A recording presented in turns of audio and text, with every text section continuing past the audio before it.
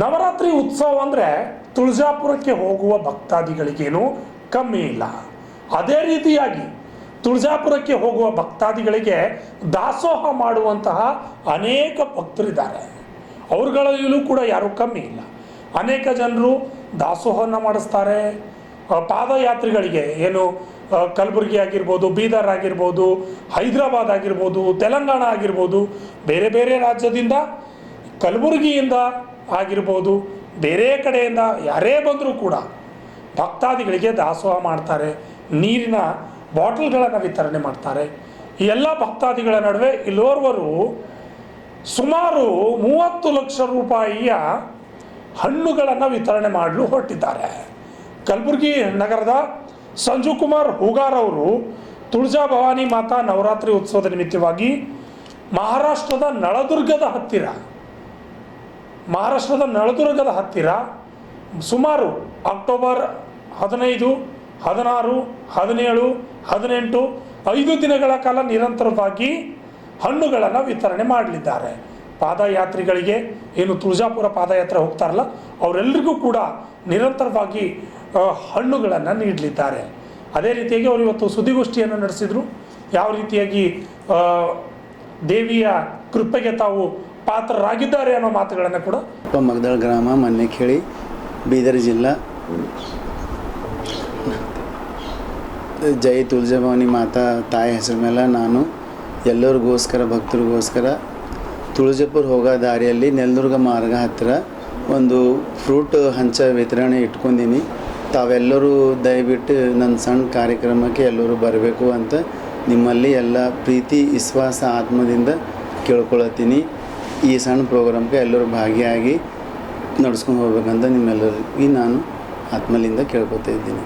ಏನು ಸೇವೆ ಮಾಡ್ತೀವಿ, ಏನು ವಿತರಣೆ ಮಾಡ್ತಾ ಇದ್ದೀರಿ ಭಕ್ತರಿಗೆ, ಪಾದಯಾತ್ರೆ ಭಕ್ತರಿಗೋಸ್ಕರ ಎಷ್ಟು ಸರ ಅಲ್ಲಿ ಜನಗಳು ನಡ್ಕೋತಾ ಹೋಗಿರ್ತಾರೆ ಸರ್. ತಾಯಿಬಲ್ ಒಂದು 3-4 ದಿನ ನಮ್ಮ ಕಲಬುರಗಿ ಜಿಲ್ಲೆಯಿಂದ, ಬೀದರ್ ಜಿಲ್ಲೆಯಿಂದ, ಯಾದಗಿರಿ ಜಿಲ್ಲೆ ಮತ್ತು ಮಹಾರಾಷ್ಟ್ರ, ತೆಲಂಗಾಣ ಆಜುಬಾಜು ಡಿಸ್ಟಿಕ್ಲಿಂದ ಎಲ್ಲರೂ ನಡ್ಕೋತಾ ಹೋಗಿರ್ತಾರೆ ಸರ್. ಅಲ್ಲಿ ಅವ್ರಿಗೆ ಏನಂತಂದ್ರೆ ಅಲ್ಲಿ ರನ್ನಿಂಗ್ದಾಗ ಊಟನೂ ಇಟ್ಟಿರ್ತಾರೆ ಸರ್ ಅವರು ಇವರು. ಬಟ್ ನಾವೊಂದು ಬೇರೆ ಏನಂತಂದ್ರೆ ಸರ್, ಫ್ರೂಟ್ ಯಾಕೆ ಇಟ್ಟಿನಂತಂದ್ರೆ ಎಲ್ಲರಿಗೆ ರನ್ನಿಂಗ್ದಾಗೆ ಒಂದು ಅವರಿಗೆ ಹೊಟ್ಟೆಗೆ ಟೈಮ್ ಇಲ್ದಂಗೆ ತಿನ್ಬೇಕಂತಂದಕ್ಕೆ ಫ್ರೂಟೇ ಇಟ್ಟಿನಿ ಸರ್. ನಾವು ಊಟ ಇಟ್ಟಿಲ್ಲ. ಎಲ್ಲರಿಗೆ ಬಾಳೆಹಣ್ಣು, ಸೇಬು, ಸಂತ್ರ ಮತ್ತು ನೀರು, ಬಿಸ್ಲರಿ ಬಾಟಲ್ನು ಇಟ್ಟೀನಿ. ರನ್ನಿಂಗ್ದಾಗೆ ಇಟ್ಟೀನಿ ಸರ್. ಅವ್ರಿಗೆ ಅನುಕೂಲ ಆಗಂಗೆ ಪ್ರಕಾರ ನಾವು ಫ್ರೂಟು ಅಲ್ಲೇ ಯಾಕೆ ಪ್ಲೇಸ್ ಚೂಸ್ ಮಾಡೋದಂದ್ರೆ ಸರ್, ನಾನು ಎಲ್ಲ ಡಿಸ್ಟ್ರಿಕ್ಟ್ ಜನ ಅಲ್ಲೇ ಬಂದು ಒಕ್ಕಟ್ಟಾದಂತಕ್ಕೆ ಅದೇ ಪ್ಲೇಸ್ ಚೂಸ್ ಮಾಡಿ ಸೆಂಟ್ರ್ ಪ್ಲೇಸ್ ಆದಂತ ಅಲ್ಲಿ ಇಟ್ಟೀನಿ ಸರ್. ನಾನು ಈ ಪ್ರೋಗ್ರಾಮ್ ಇಟ್ಕೊಂಡು ಸರ್ ಒಂದು ಲಾರಿ ಲೋಡ್ ಮಾಡಿಸಿನಿ ಸರ್. ಅದು ಇರಬೇಕು ಸರ್ ಒಂದು 30 ಟನ್ ಎಲ್ಲ ಲೋಡು ವೇಟಿಂಗ್ ಹಿಸಾಬಲಿಂದ ವೇಟ್ ಮಾಡಿದ್ರೆ ಒಂದು 30 ಟನ್ ಅಬೋನೇ ಇರ್ಬೋದು.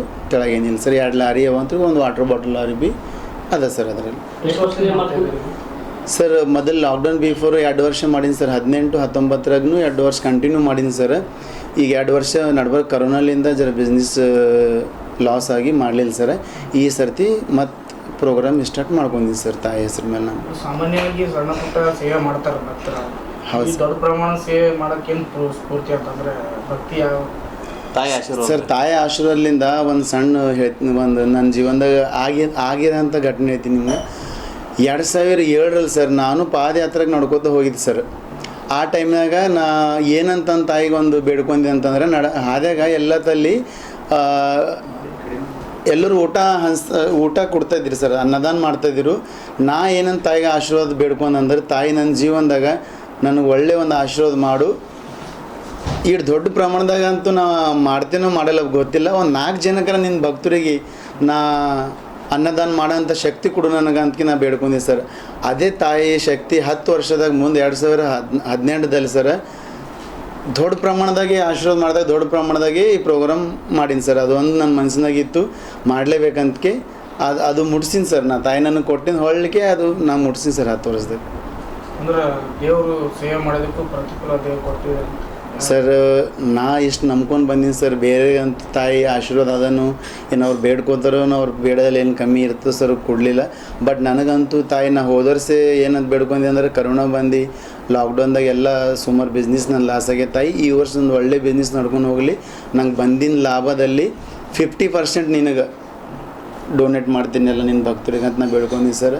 ನನಗೆ ಈ ವರ್ಷ ಪ್ರಾಫಿಟ್ ಆಗಿಂದಾಗಿ 50% ನಾ ಅಲ್ಲಿ ಖರ್ಚು ಮಾಡ್ತೀನಿ ಸರ್. 5 ದಿವ್ಸ ಪ್ರೋಗ್ರಾಮ್ದಾಗ ನನಗೆ 20 ಸರ್ 30 lakhs ತನಕ ಖರ್ಚು ಆಗ್ಲತ್ತದ. ನನಗೆ ಈ ವರ್ಷ ಆಗಿಂದ ಇನ್ಕಮ್ 60 lakhsದಾಗ 50% ಪೂರ ಡೊನೇಟ್ ನಾ ಅಲ್ಲಿ ಮಾಡ್ತಾಯಿದ್ದೀನಿ ಸರ್. ನೀವು ಇಲ್ಲೇ ಹೇಳಿದ್ರೆ ಲಾಕ್ಡೌನಲ್ಲಿ ಲಕ್ಷಾಂತರ ರೂಪಾಯಿ ಖರ್ಚು ಮಾಡಿ ಜನಸೇವೆ ಮಾಡಿದ್ದೀನಿ ಅಂತ ಇದು ಅನ್ಸೆ. ಮತ್ತು ಈಗ ಮುಂದೇನೋ ರಾಜಕೀಯ ಸಾಮಾನ್ಯವಾಗಿ ಜನಸೇವೆ ಮಾಡಲ್ಲ, ರಾಜಕೀಯಕ್ಕೆ ಬರ್ತಾನೆ ಇರ್ತಾರೆ. ನಿಮ್ಮದೇನೋ ಉದ್ದೇಶ ಇದೆ ಸರ್? ನನ್ನ ಜೀವನದಾಗ ನಾ ಯಾವಾಗಲೂ ರಾಜಕೀಯ ನಾಯಕ ಆಗಬೇಕು, ರಾಜಕೀಯ ನಾಯಕ ಆಗಿ ಎಲ್ಲ ಜನಗಳಿಗೆ ಸೇವೆ ಮಾಡ್ಬೇಕಂತ ನಾ ಯಾವಾಗಲೂ ಅನ್ಕೊಂಡಿಲ್ಲ ಸರ್. ಅದೆಲ್ಲ ಸುಳ್ಳು. ಇನ್ನೊಂದು 2ನೇ ಮಾತು ಏನಂದ್ರೆ ಸರ್, ನನಗೆ ಪ್ರೆಸ್ ಮೀಟಿಂಗ್ದಾಗೂ ಈ ಥರ ಹೇಳ್ಕೊಂಬ ಅಂತ ಇಷ್ಟ ಇರಲಿಲ್ಲ ಸರ್. ಬಟ್ ಒಂದು ಜನಗಳಿಗೆ ಒಳ್ಳೆಯ ಕಾರ್ಯಕ್ರಮ ಮಾಡತ್ತೀನಿ, ಜರ 4 ಮಂದಿಗೆ ಗೊತ್ತಾಗಲಿ ಅಂತ ನಮ್ಮ ಅಣ್ಣ ತಮ್ಮರು ಎಲ್ಲರೂ ಹೇಳಲಿಂದ ಒಂದು ಸಂಘು ಹೇಳಿದ ಥರ ನಾವು ಈ ಪ್ರೆಸ್ ಮೀಟಿಂಗ್ ಇಟ್ಕೊಂಡು ಸರ್. ನನಗೆ ಯಾವುದೇ ರಾಜಕೀಯ ನಾಯಕ ಇಷ್ಟೆಲ್ಲ, ನಾ ಯಾವ ರಾಜಕೀಯ ನಾಯಕದ ಗುಡನೂ ನಾ ಹೋಗಿಲ್ಲ ಸರ್. ನಾ ಎಲ್ಲ ನಾಯಕಗಳಿಗೆ ಸಪೋರ್ಟ್ ಮಾಡೀನಿ ಸರ್, ಎಲ್ಲರಿಗೆ ಸಪೋರ್ಟ್ ಮಾಡಿ ಓಟ್ ಹಾಕ್ಸೀನಿ ಸರ್, ಎಲ್ಲರಿಗೆ ಗೆದ್ದಿಸೀನಿ ಸರ್. ಬಟ್ ನಾ ಎಂದು ನಾಯಕ ಆಗಬೇಕು, ನಾ ಯಾಕೆ ರಾಜಕೀಯ ನಾಯಕದಾಗ ಹೋಗಬೇಕು, ನಾ ಪಾಲಿಟಿಕ್ಸನ್ನಾಗಿ ಲೀಡರ್ ಆಗಬೇಕಂತೂ ನಾ ಯಾವಾಗಲೂ ಬೇಡ್ಕೊಂಡಿಲ್ಲ ಸರ್. ನಾ ಸಾಧಾರಣ ಮನುಷ್ಯನಾಗಿ ಬಿಸ್ನೆಸ್ ಮಾಡ್ಕೋತಾನೆ, ಎಲ್ಲರದ್ದು ಸೇವೆ ಮಾಡ್ಕೋತಾ, ಎಲ್ಲರಿಗೆ ಹೆಲ್ಪ್ ಮಾಡ್ಕೋತಾ ಅಂತ ಇರಬೇಕಂತ ನನ್ನ ಮನಸ್ಸಿನಾಗ ನಾ ಇದೇ ನಿರ್ಧಾರ ಅದ ಸರ್. ನಾ ಯಾವಾಗಲೂ ರಾಜಕೀಯ ನಾಯಕ ಆಗಬೇಕಂತ ಅನ್ಕೊಂಡಿಲ್ಲ ಸರ್. ಫ್ರೂಟ್ ಬಿಟ್ಟು ಮತ್ತೆ ಏನೇನು ಕಾರ್ಯಕ್ರಮ ಮಾಡ್ತೀರಿ ಸರ್? ನಾವು ಸರ್ ಒಂದು ನಮ್ಮ ಜಿಲ್ಲೆ ನಮ್ಮ ತಾಲೂಕದಲ್ಲಿ MLA ಮತ್ತು ನಮ್ಮ ಫ್ರೆಂಡ್ಸ್ ಬಿಸ್ನೆಸ್ದವರಿಗೆ ಎಲ್ಲರಿಗೆ ಇನ್ವೆಂಟ್ ಕೊಟ್ಟಿವಿ ಸರ್ ಬರಬೇಕಲ್ಲಂತ.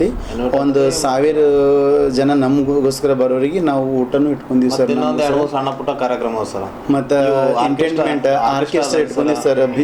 ಭಕ್ತ ಸ್ವಲ್ಪ ಜಸ್ಟ್ ಒಂದು ಅವ್ರಿಗೆ ಏನು ಒಂದು 5 ನಿಮಿಷ ನಂಬಲ್ಲಿ ಕುಂತೀರ ಅಂತಂದ್ರೆ ಅವರಿಗೆ ಎಂಟರ್ಟೈನ್ಮೆಂಟ್ ಆಗ್ಲಂತಕ್ಕೆ ಒಂದು ಗೀತೆ ಇಟ್ಕೊಂಡಿವಿ ಸರ್ ನಾವು. ಮತ್ತು ಹಾಗೆ ಬರೋರಿಗೆ ಏನಾರ ಮೆಡಿಸಿನ್ ಬೇಕು, ಏನಾರ ಕಾಲು ನೊಪ್ಪಿ ಅಂದ್ರೆ ಅದನ್ನು ಇಟ್ಕೊಂಡಿವಿ ಸರ್.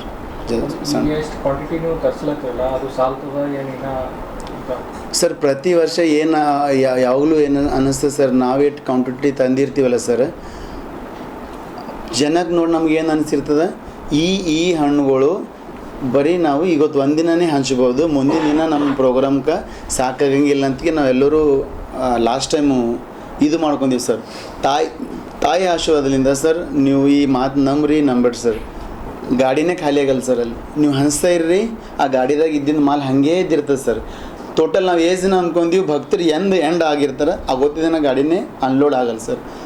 ತಾಯಿ ಆಶೀರ್ವಾದದಿಂದ ಅದು ಬಡಿಸ್ತಾನೆ ಇರ್ತದೆ, ನಾವು ಹಂಚ್ತಾನೆ ಇರ್ತೀವಿ, ಅದು ಬರ್ಕತ್ತೆ ಹಂಗದ ಸರ್. ಅದು ಯಾವಾಗಲೂ ಕಮ್ಮಿ ಬಿಡಲಿಲ್ಲ ಸರ್. ನಾವು ಎಷ್ಟು ಕ್ವಾಂಟಿಟಿ ತಂದಿರ್ತೀವಿ ಅದು ಜಾಸ್ತಿನೇ ಆಗಿರ್ತದೆ, ಬಟ್ ಕಮ್ಮಿ ಆಗಿಲ್ಲ ಸರ್ ತಾಯಿ ಆಶೀರ್ವಾದದಿಂದ. ಪಬ್ಲಿಕ್ ಅಪೀಲ್ ಮಾಡಿ ಲಾಸ್ಟಿಗೆ